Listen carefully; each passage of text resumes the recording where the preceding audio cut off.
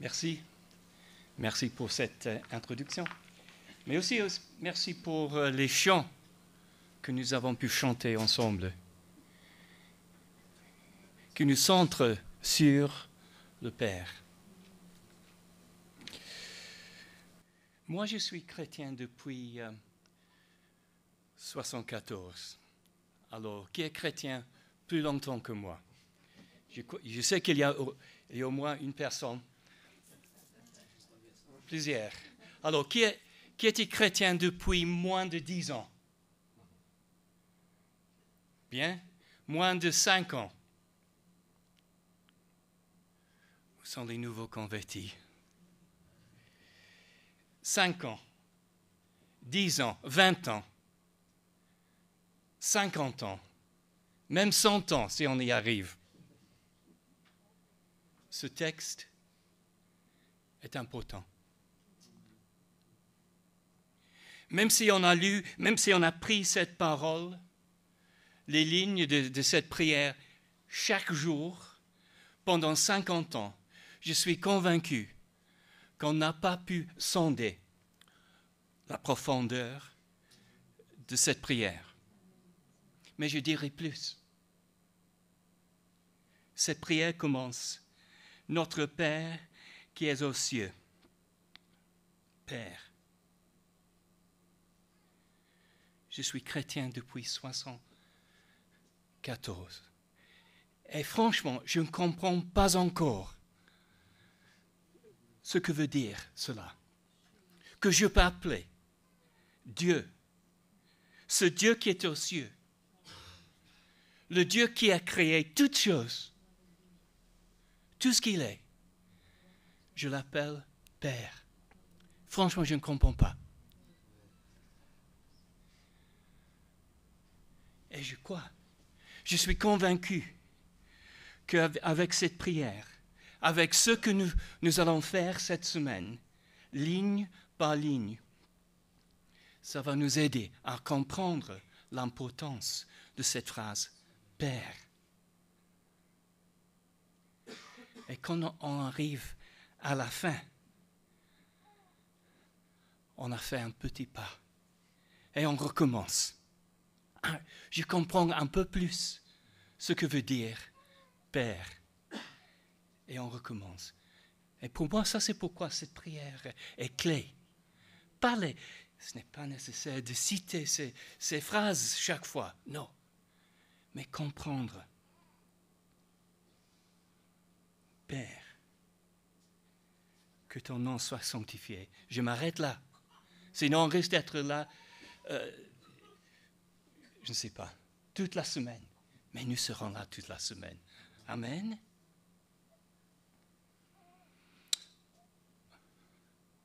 Oui, ce mot Père, pour bien comprendre Père, je dois comprendre chaque élément. Et ce soir, que ton nom soit sanctifié. Je ne veux pas gaspiller de temps en disant que nous devons avoir respect pour le nom de Dieu, pour le nom de Jésus. J'espère que nous sommes d'accord. Il ne faut pas utiliser les blasphèmes et tout ça, mais je laisse tout cela à côté. Ça, c'est vraiment élémentaire. J'espère. Mais qu'est-ce que ça veut dire quand nous disons que ton nom soit... que ton nom soit sanctifié. Le mot Père arrive quelquefois dans l'Ancien Testament. Mais normalement, c'est Père, Dieu comme Père d'un peuple. Mais dans le Nouveau, beaucoup de fois, on trouve ce mot Père, ce mot Abba. Et c'est dans un sens beaucoup plus personnel. Oui, il est le Père de nous tous. Mais il est notre Père. Il est mon Père. Il est ton Père. Il est ton Père. Il est ton Père. Il est ton Père.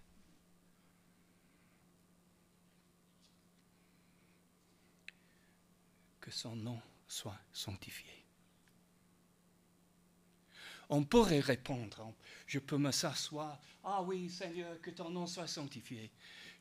Dans un sens, oui, je vous laisse. Oui, c'est bien que ton nom soit sanctifié. Avec l'échange, avec ma parole, c'est facile. Oui, il faut le faire avec la voix. Il faut le faire avec nos actes. Mais c'est beaucoup plus que ça.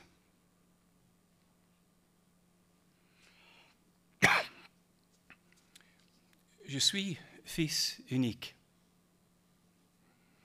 Mais quand même, j'ai un grand frère. Il s'appelle Jésus. Il est mon frère.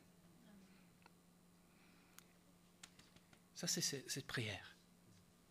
Comment comprendre que ce Dieu est Père? Je ne peux pas. Je ne peux pas. C'est trop pour moi. Mais j'ai un grand frère qui est son fils. Il est mon frère.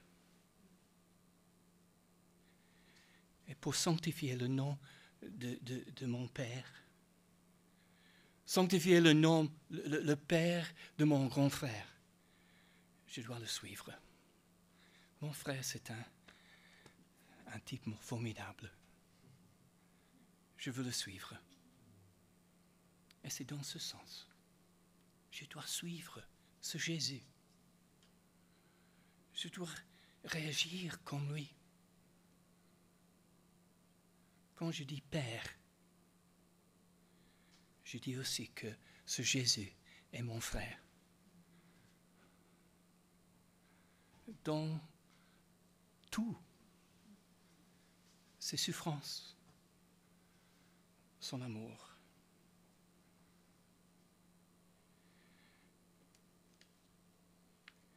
C'est Jésus qui a utilisé ce mot, Père, pour parler de Dieu. C'est une révolution. C'est une révolution d'avoir Dieu comme Père. Est-ce qu'on comprend cela? Comme j'ai dit, pas encore. Un peu plus chaque année, un peu plus chaque fois que je prends ces mots pour moi-même. Mais franchement, c'est au-delà de ma compréhension. Et je veux vraiment que son nom soit sanctifié. Je regarde autour de moi et je vois que son nom n'est pas sanctifié. Mais je regarde dans ma vie aussi, ma bouche, mes idées, mes pensées, mes réflexions. Oui, je sanctifie son nom de temps en temps, mais pas tout le temps. Je ne comprends pas encore qu'il est mon Père et que j'ai un grand frère.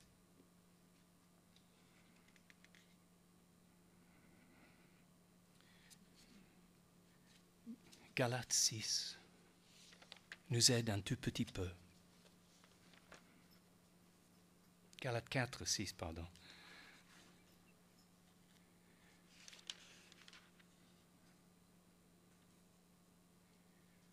Parce que vous êtes fils,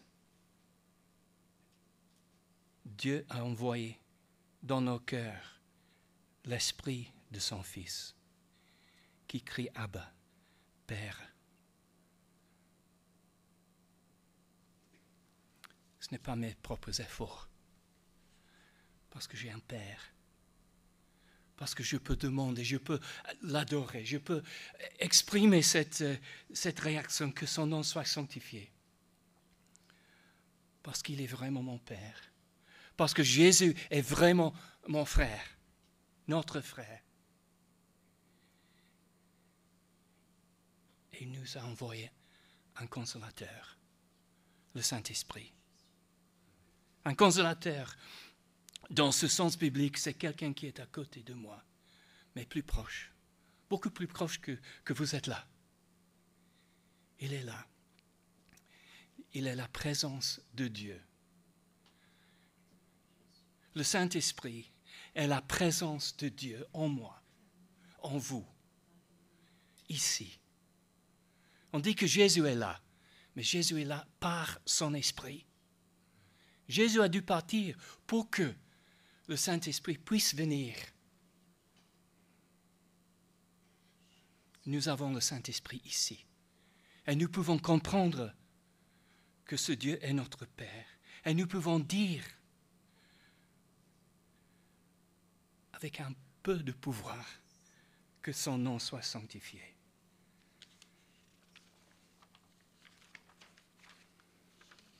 Je suis convaincu que cette prière, ce que nous allons étudier cette semaine, chaque soir, c'est une exposition de ce mot « Père ». Ça, c'est pourquoi j'insiste sur le mot « Père », la compréhension de ce mot. Et chaque soir, on va comprendre. Parce que vous savez, un des gros problèmes de ce monde, c'est moi. Parce que moi, je suis le centre de ce monde.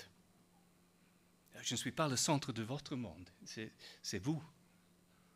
Vous me comprenez? C'est l'égoïsme.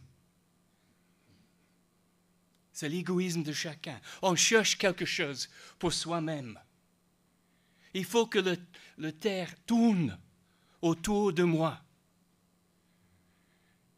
Et même en tant que chrétiens, nous sommes coupables. On veut que Dieu fasse notre volonté. Mais je vais trop loin.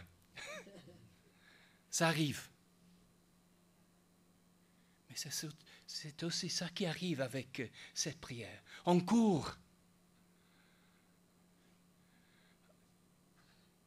Oui, notre Dieu qui est aux cieux, que ton nom soit sanctifié, que ton règne vienne, que ta volonté soit faite sur la terre. Donne-nous aujourd'hui. C'est ça qu'on veut. Oui, c'est ça, on y arrive.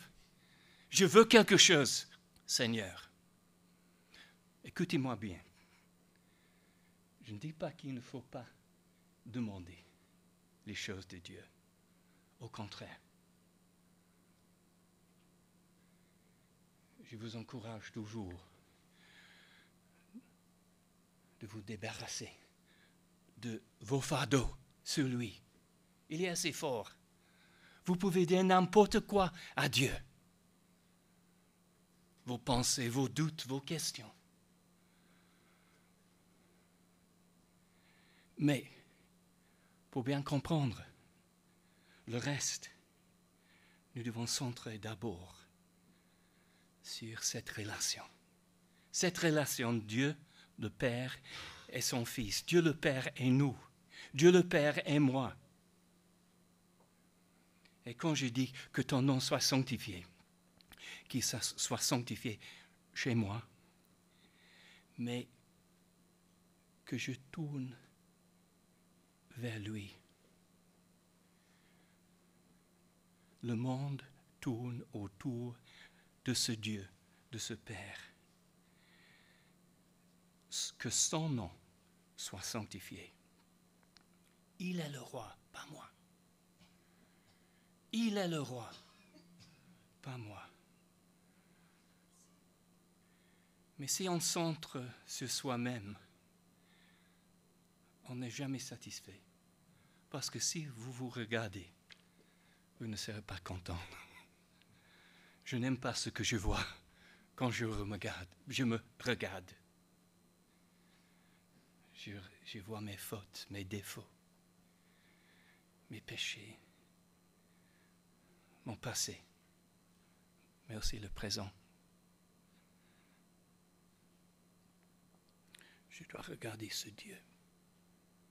Et avec ce Dieu, je peux me comprendre. Mais qu'est-ce que c'est? Encore quelques petits textes pour nous aider. Ésaïe.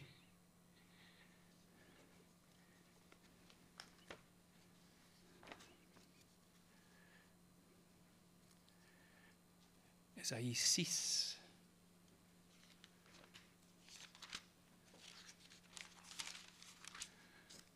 Et le verset 5. Alors je dis, malheur à moi, je suis perdu, car je suis un homme dont les lèvres sont impures, J'habite au milieu d'un peuple dont les lèvres sont impures. Et mes yeux ont vu le roi, l'Éternel des armées. Quand nous disons « Père, notre Père, que ton nom soit sanctifié », on est là avec Ésaïe. On voit ce Dieu élevé, et je me comprends. On se comprend dans cet instant. Mais pas moi le petit, mais moi avec un Père si grand, avec un frère qui est mort pour moi, un Dieu qui habite en moi grâce à son Esprit Saint. Oui, mes lèvres sont impures, mais j'ai vu le roi. J'ai vu le roi, notre Père, mon Père, que ton nom soit sanctifié. Un autre petit texte, Job, cette fois-ci. Job 42. Mon oreille avait entendu parler de toi, mais maintenant, mon œil t'a vu. C'est pourquoi je me condamne et je me repens sur la poussière et sur la cendre. Oui, on a entendu quelque chose. Mais quand je dis Père, quand je dis que ton nom soit sanctifié, je vois quelque chose. Je vois ce Dieu merveilleux, ce Dieu qui a envoyé son Fils, qui est mort pour moi, mais qui est vivant et qui me donne le pouvoir d'être son Fils, les capacités de le servir. Oui, je me condamne. Quand on comprend Dieu un peu plus, on comprend qu'on n'est rien. Sauf, ce n'est pas vrai. Parce qu'en lui, on a une valeur immense. Parce que Jésus est mort pour nous. Que son nom soit sanctifié.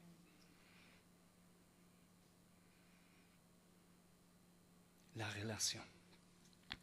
relation est transformée. Quand on comprend chaque élément de cette prière, chaque élément de tout ceci,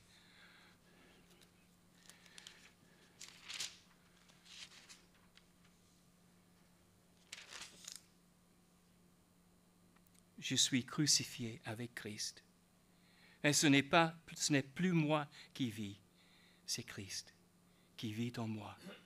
Ma vie présente dans la chair, je la vis dans la foi au Fils de Dieu, qui m'a aimé et qui s'est livré lui-même pour moi, mon grand frère. C'est mon grand frère. Je veux être comme lui. Je ne dis pas que je cherche d'être martyr. Une petite parenthèse.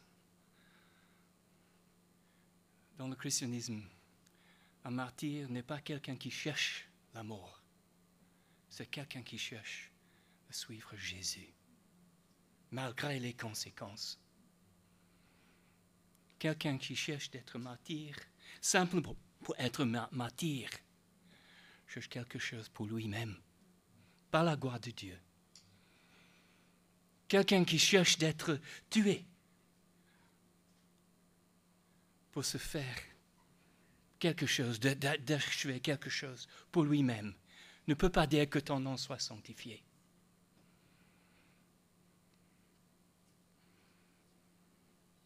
La restauration est rétablie.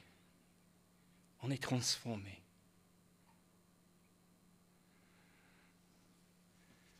Les intellectuels dans le passé disaient « Je pense, donc je suis ».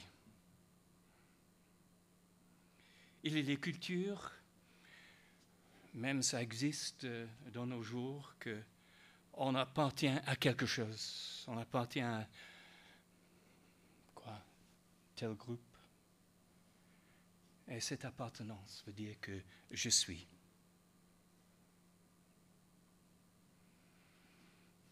Mais nous en tant que chrétiens,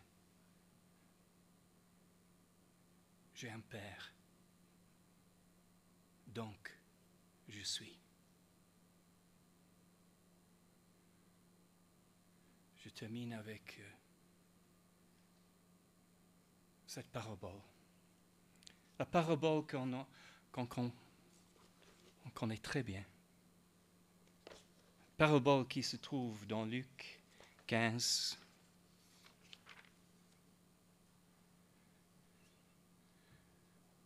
On appelle souvent le fils prodigue. J'espère que vous connaissez bien cette histoire.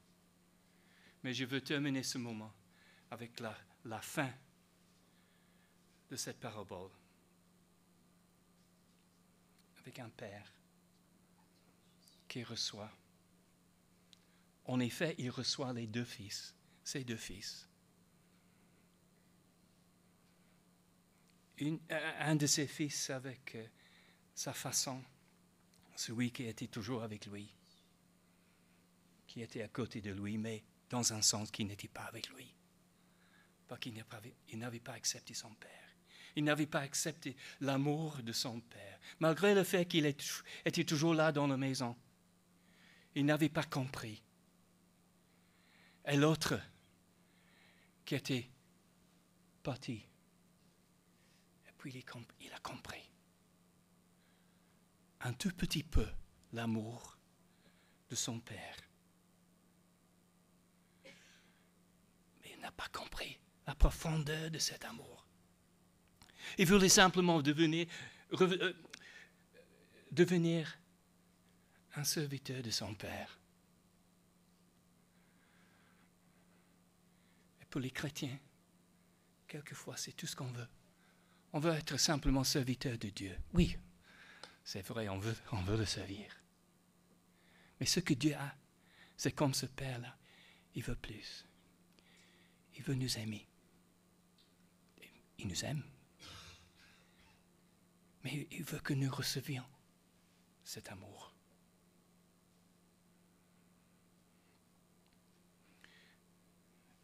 En quelques instants, et même pendant cette semaine, on va prier.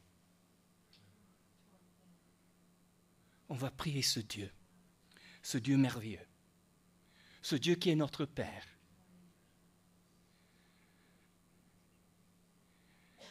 Mais pendant cette semaine, profitons de cet enseignement, centré sur ce Dieu merveilleux, centrons sur ce Dieu.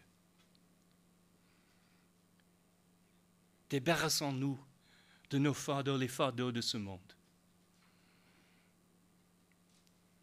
Qu'est-ce que le monde fait? Le monde manifeste et tout ça, c'est bien, mais nous avons un Père. Nous avons un Père.